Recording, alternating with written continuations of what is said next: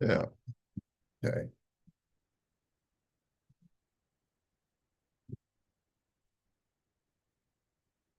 Okie doke. Okay, so we were in the middle of this tshuva yesterday.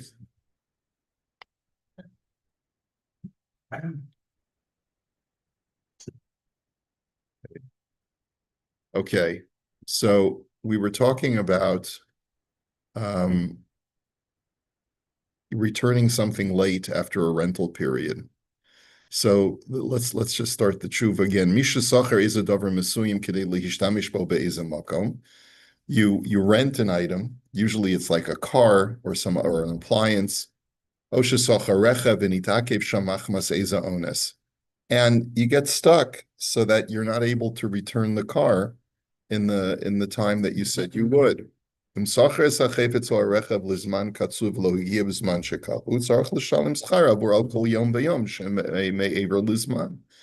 have to pay for each day that you're not able to come. Rental car companies, if you're, well, they give you a grace period of like 20 minutes or something. Well, it's 1 hour. But that's it. If you're an extra, if you go past that 1 hour, you got to pay for the whole day. Avalim sachram kegon shaholech lamakom ploni v'yodea shebichdei lagia v'lachzor me'os makom lokech kach v'kach yomim. But if you rented it for a certain fixed number of days, calculating that this is the amount of time that you're going to need to get there, do your business, and to get back. Ela shehitakev od yom echad mima shekavu machmas oines gadol shahaya baderech. But there was a completely unanticipated accident that affected the entire region on the road. Kagon shahanahar Allah al gidosav v'harveshuyos chasmus sakvish milavar bo. So an example would be, let's say the river overflowed and the municipality shut down all the roads. So in that, or the main artery to get from where you are to get to where the rental car company is, or the appliance rental is. So in that case, I have silabalim. In that case, the loss has to be absorbed by the owner of the item, the car or the appliance. And the reason, obviously, for logical reasons, is that these are things that are beyond your control. Now, I don't know what the contract says in a rental car contract. Does it even hold you liable for acts of God if you can't get the car back in time? I don't know. V'imhaya ones haragel kagon diyesh regilus should be a mosak yeshamim nahar zeragel lizgadel v'hasocher makir inyan anahar v'lo hamaskir ha'efsad ala shoel. But that's only if it's a completely unanticipated mishap, or. But let's say, it's quite common for the river to overflow and for them to have to close the roads in this particular area, and the renter is aware of that. So in that case, he will be held liable for, because you knew what the risks were when you rented the car.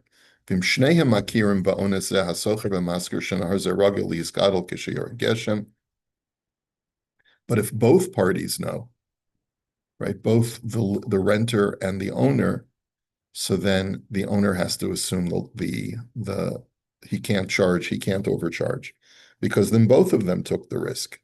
In other words, like if I rent you a car in Mississippi, I don't know if Mississippi has overflowing rivers, but maybe I just sounded interesting. Okay. Mississippi River. Yeah, so the Mississippi River, maybe the river will overflow. But if it happens regularly and the people in that region, or let's say New Orleans, where the levee sometimes just can't hold the water and there's flooding or whatever, so then both of us are taking the risk. And when both parties are taking the risk that he's not going to be able to get the appliance or car back in time, the owner has to assume the loss in that case. It's only if the renter knows the risk and the owner of the item is not aware of the possibility. It's very common to happen in Israel if you're on the highway, there's a terrorist attack, or there's a car accident, there's nowhere to go, and you're shut down for hours, sometimes you're stuck. Right. Now, will the car rental company, I don't know. because, Good question. let's say you have a flight, will the airline take that into consideration if you miss your flight? It's an interesting issue. Okay. So it's based on a Chuvas Harush. The Chuvas Harush in the footnote says, and it's brought down by the Tur, Shesha'alta Ruvain Hisker Behemta L'Shimon Beis Yamim Leilech V'Lachzar. Ruvain leases out his animal, let's say his donkey, and Shimon is the renter, and Shimon is renting it for 2 days because that's the amount of time that it'll take for him to go to his destination, do his business, and then come back.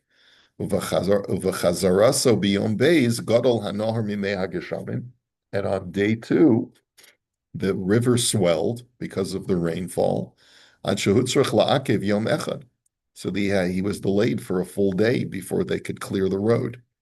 Okay, im tzarach litein lo schiris oso yom, does Shimon have to pay the extra rental day? The im tim salomer shuhu potter, and if you're going to tell me that he's potter, im hamasker chayiv litein mizono shel oso hayom. Who then also, the question now is, who pays for the animal's feed for that extra day? In other words, I rented this donkey, the river swelled, I couldn't get back. I don't even want to have to pay for the donkey's feed because I'm not using the donkey. I'm just stuck in a motel. Okay. So that wouldn't translate well into a real life example because the car, is going to use the same amount of gas, right? If you're stuck, unless, you're idling the whole time. The imtim salomer shuhu potter. Okay, fine. Tshuva. So the Rush says the tshuva is im sachar liyamim pshita shetzarach litein lo schiras kol yom vayom ki ken haya tanai b'chol yom sheyak vena sheyitain lo sechara. Right. So if you rent it per day, it's a per day rental. So then obviously the Rush says for whatever days you have it, you have to pay for it. Vim sachar l'makom ploni v'lachzar os sachar l'shnei yamim v'hizkir hamakom. But then he says, but let's say you rented it to be able to go to place X and to come back. And that was the condition. You told the guy who was leasing, that you were leasing from, I need the car for 2 days because I'm going up to Tzvat, and it's going to take me a day to get up there. It's going to take me a day to get back. So I need it for 2 days. But then the river stops you. Iloha Yerogel Hiskadel Peseda de Balabehema. If the river does not normally do this, so then the owner of the donkey has to swallow that loss. V'iha Yerogel Hiskadel v'hasocher makir inyan hanohar v'lo hamaskir Peseda de socher. If the river normally swells and the renter recognizes this, but the owner of the animal does not, because the owner of the animal knows nothing from tzfat, right? So then the loss is on the renter because he knew that there was a risk. He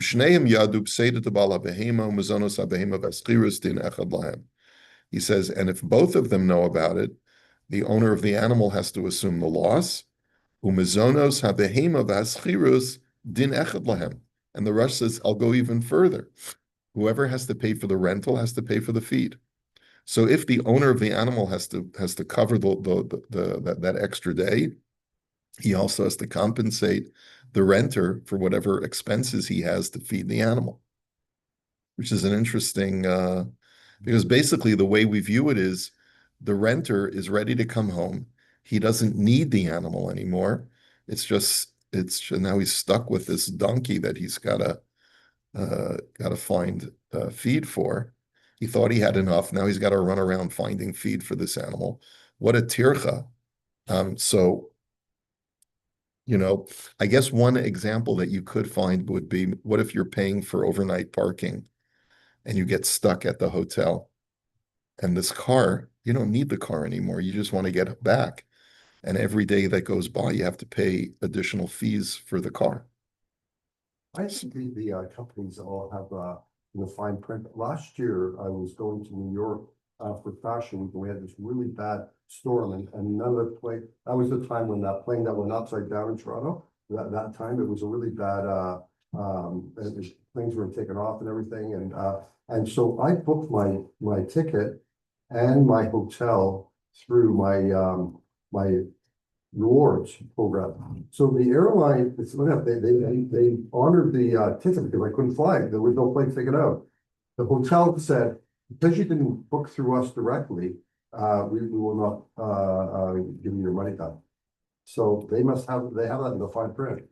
You know, there's nothing there. You have to book directly if you want to get your money. Right, so you went like through Priceline or something like that? I went through my rewards. Oh, you went through your rewards, oh, Yeah. okay. The hotel didn't recognize the rewards if there had to be a cancellation, so that was interesting to know that. Yeah, yeah. That is interesting. Okay, it's good to know. Okay, let us go on. Okay, Shomer Shemasar Asapikadon Livnei Beso Pasho. A Shomer gave the item that he was watching for safekeeping. He was a bailee, right? He was watching something that he was doing an act of bailment, and he gives the item that he's in charge of watching. He gives it over to his family members to watch over it. Gives it to his 17-year-old son. He says, "Here, kid, I'm going out to the store. Watch over this. Don't let anyone in." And the kid goes back to his room, puts on his headphones, smokes a joint, and totally forgets about it. Okay. Theoretically, that's called a sub-bailment. A sub-bailment. Like a bailee generally is not entitled to give it to anybody else, so sub-bailment's invalid. Yeah. And he's liable to if the kid damages it, the first bailee is liable to him. Okay. And may be able to claim over against the other one, but second one might be able to sue the other one for negligence or something. But in terms of the bailment, you can't delegate your. Can't delegate your bailment to somebody else. Yeah. Okay, so here's the shaila. Misha hifkid etzel chaver lishmar leza davar mesuyim. So Reuven gives over to Shimon something for safekeeping, for bailment. Omos or davar yakar erech v'chule, either cash or something of value. Umasar hashomer leishto leechad mibnei beso, and he gives it over to his wife or one of his other family members. V'hodiam shehu pikadam, and he tells them, "Look, this is not mine. You guys need to keep an eye on this. I'm just going out for a little while." Upashu bishmirasa, and they are negligent. Kegon shehinichu oso b'makom shein roi lo kefi shetzarach lishmar ala pikadam. They're negligent. Let's say, for example, they leave it in a place where is not safe for it to be. And as a result, it gets stolen or lost. So let's say the husband left it in the garage. He said, "You need to keep the garage door locked at all times because I got something important in there that doesn't belong to me. I've been asked to watch over it." So the 17-year-old kid opens the garage to go ride his bike, and lo and behold, he leaves the garage door open. This thing is visible to everyone. We look at the Ring camera afterwards. Guy just walked off the street and walked off with this item. So, ha'ima shomer pater mitashlum, ubnei beso chayavim l'shalim, o balabayas chayav l'shalim. So who is liable if I delegate my bailment to somebody else? Is it the second bailee, the second bailee, or is it the first bailee, the first shomer or the second shomer? So the answer is shomer shemasar pikadon leishto, o leechad mibnei beso v'hodiam shehu pikadon v'lo shomer kederach hashomrim, hashomer pater v'heim chayavim l'shalom v'al hapikadon. So the halacha is the family members are chayav. So the father can say, based on halacha, he can say, "I'm taking this out of your allowance," or if you've got a summer job, you're going to have to work this off to pay it off. Why? Because here, this is an exceptional rule. Normally, you cannot delegate your bailment to somebody else.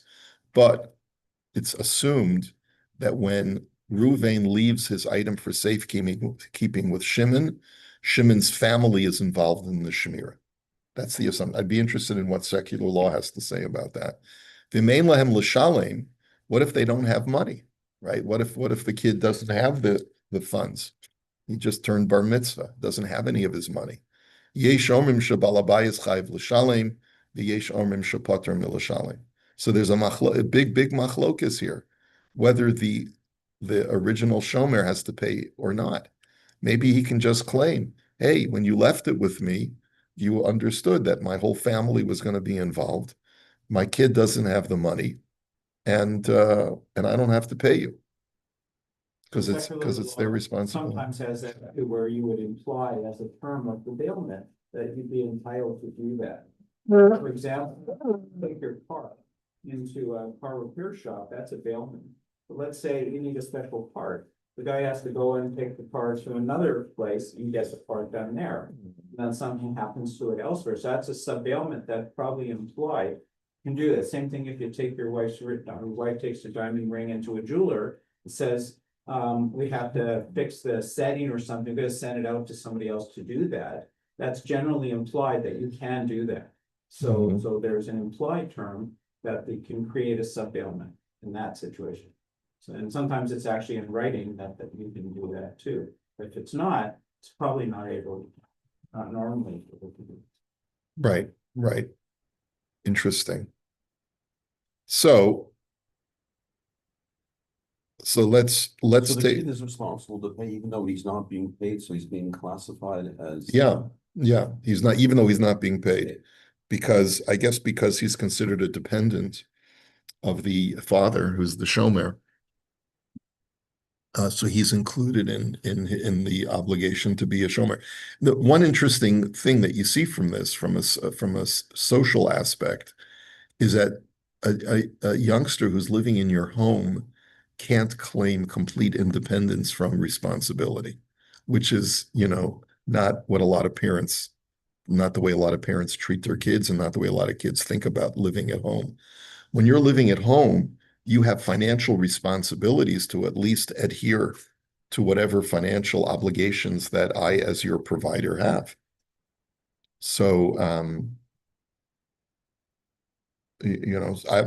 trying to think if there would be other examples of this, but one example of that would be that if I, as the father of the household, am a shomer on an object, you assume responsibility automatically by living under my roof to make sure that no act of negligence occurs in my house such that people can come in and steal. I suppose the same would apply if it's my property. If, let's say I have expensive artwork or a Mickey Mantle baseball card and on my mantelpiece. And, I tell my kids every night, you got to lock the doors. And when you open up the garage, where there's a door from that garage into the house, you've got to make sure the garage door is closed. And one of my kids negligently leaves it open, I can financially hold him liable because you're implicitly a shomer on everything in the house, unless I release you from that liability, which is, probably a good thing to let people know about. So It's not very practical because it's not really gonna happen. what do you mean it's not You're going to gonna happen? charge your son if you do Yeah, something like yeah. that? Tell him he's got to work it off. Yeah, I mean, you wouldn't do that? It's not a matter of I would my wife allow me to do that. No, the thing is that how else You're trying to teach responsibility, you're trying to do Yeah. this and this. I don't know how practical. If it would happen, you would say, you know what, your pay for the summer is gonna pay for that, so you have board for the summer. In reality, is that gonna happen? Why not? What if your son takes the car and has an accident? You have insurance, that's different. The deductible. Right, you're gonna make them pay the deductible. Why not? Why wouldn't you make him pay the deductible? I don't know. People in LA do things differently. No, I'm saying, there's this, I think it's a wonderful way to teach your kid responsibility.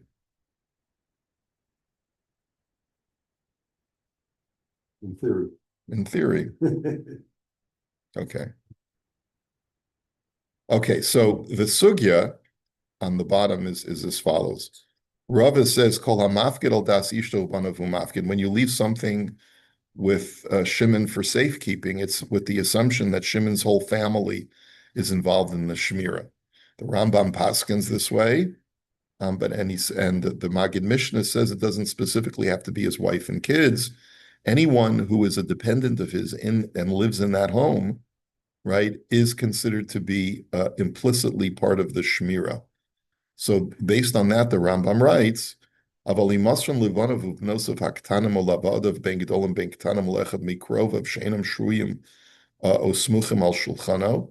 He says, if you give, however, the item, like if let's say a guy accepts shmira on something and then he gives it over to minor children or to your servants who are not considered to be part of the household, or to other family members who are not his dependents, vein somer chalomer la'achar, or to even a third stranger, obviously, hareza posheya, that's considered negligence, v'chayev l'shalem elim kein hevi yashomer sheni raya shelo pasha, unless proof can be brought that there was no negligence. In other words, let's say I give it to my 10-year-old kid for safekeeping, but then it's on the video camera that the kid was watching it responsibly, and someone broke into the house and held up the kid at gunpoint. So then the person would still be putter, even though he acted negligently by giving it over to the 10-year-old. That's how the Rambam paskins. Now, the Maisa in the Gemara is as follows. Maisa be'echad shehifkid mos etzel chavero. There was once a story where a guy gave cash to his friend for safekeeping. Reuven gives a wad of cash for Shimon to watch over it. V'nostam hashomer li'imo. The shomer leaves it with his mom, okay? V'hechabia osan v'lo tamna osan. So she hides it without burying the cash. And remember, in those days, they didn't have safes. So the Gemara says the only way to ensure something's security is by burying it if there's no safe. She figures, oh, I'll just keep it under my bed. But lo and behold, it gets stolen. And the Chachamim said that since the guy was a shomer chinam, there's no negligence because he gave it to his mother, shekol hamafkid al das banav ubnei beso hu mafkid, meaning that it was implicit that the first shomer doesn't have to pay in that case. His mother will have to pay if she was negligent, because and Reuven can't claim, well, I only gave it to you. Why did you give it to your mom? The answer is, well, mom is living with us. You knew my mother was living with us. So therefore, it was implicit that I could use her as a sub-bailey. The afal pishalo omerla pikadon heim yesh lo liton kol shekain shehinis heres bahen im haisa savura shehin shalo. And even if Shimon, who's the shomer, didn't tell his mother that this wasn't his cash, and she was under the impression that it was her son's money, that would even be more of a reason for her to be careful with it. But then the Gemara goes on even further, and it says mom is not going to be liable to pay for the lost cash because Shimon never told her that it was a pikadon. Va'amru chachamim yishba hashomer she'osan hamos atzman hein shenasan li'imo v'tishba ha'eim shehechabia osan v'nignavu v'yifteru shneihem v'chein kol kayotze bazeh. And this is a way that both Shimon and Shimon's mom will be patur. They both have to take a shavua that they did not take the money for themselves. They both have to swear that they hid it. Apparently, this was not a case of actual negligence. It was just a case where it was stolen. And therefore, and because they're shomer chinams, they're not going to be held liable. Mikana tolamed shahashomer shemasar pikadon liishto v'livnei veiso v'hodian shu pikadon v'lo shomer k'derech hashomrim shen chayovim l'shalem l'bala pikadon l'bala bayis pater shkol mafked al das ishto v'chulei ad kan l'sham. And from here you learn, says, and who is he quoting from? He's quoting he must be quoting from the Rambam. He seems to be quoting from the Rambam, but it's not clear that this doesn't seem like the language of the Rambam. I mean, maybe he's paraphrasing it. But from here you learn that if a person gives a pikadon and the guy watching it gives it to his wife or his family for safekeeping, when he tells them that it's a pikadon, then they will be held liable. So what if the wife says, like you said, I'm gonna help you, my friend, and I'm gonna hold his watch till he gets back from Harvey's. And the wife's like, I want nothing to do with this. I don't want to be responsible whatsoever. That's wrong what you did. She's still responsible?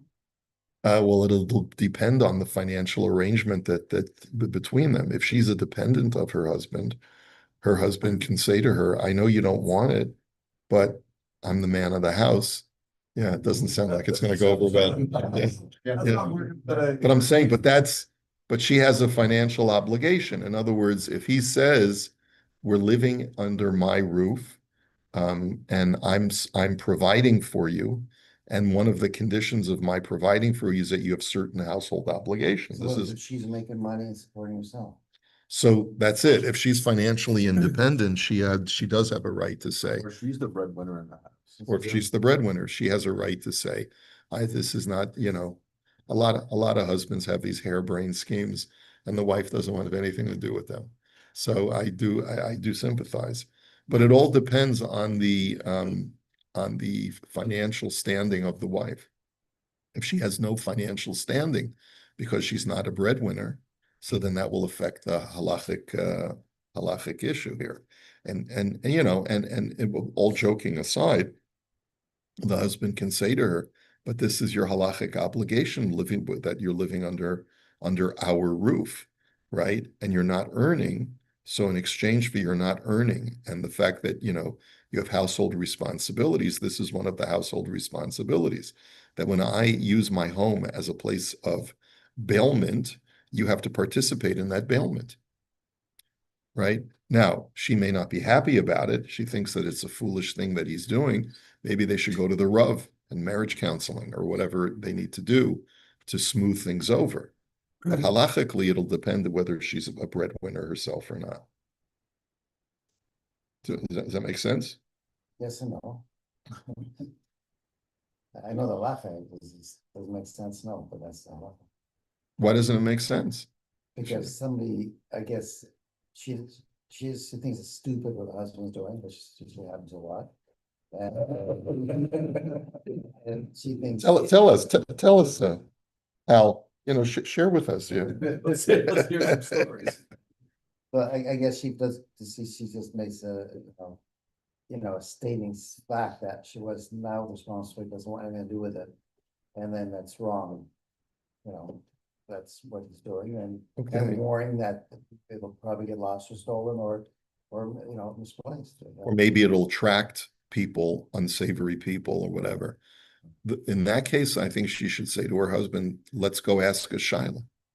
Let's go ask a third party Shiloh. Let's go to the rabbi. Let's go to someone who we trust, who will be able to advise us. That would be the right thing to do, But halachically, she can't just simply say, I'm walking away, because if it does come to a based in issue, she could be held she could be on the hook, and The marriage is And then what? She's on the hook, then why? well, then the husband might be, if she has a nest egg of her own. And if she doesn't, that's what we're thinking. So then Wash dishes. well then no, so it could be, like we said before, if she has no assets whatsoever, and then there's nothing. The husband may have financial responsibility in that case. But it sounded like, from what he was saying, is that if the sub bailee, which was a family member of mine, can't pay, then I can theoretically be putter, which doesn't really make a lot of sense. We'll have to continue this in Mirz Hashem tomorrow. Have a great day.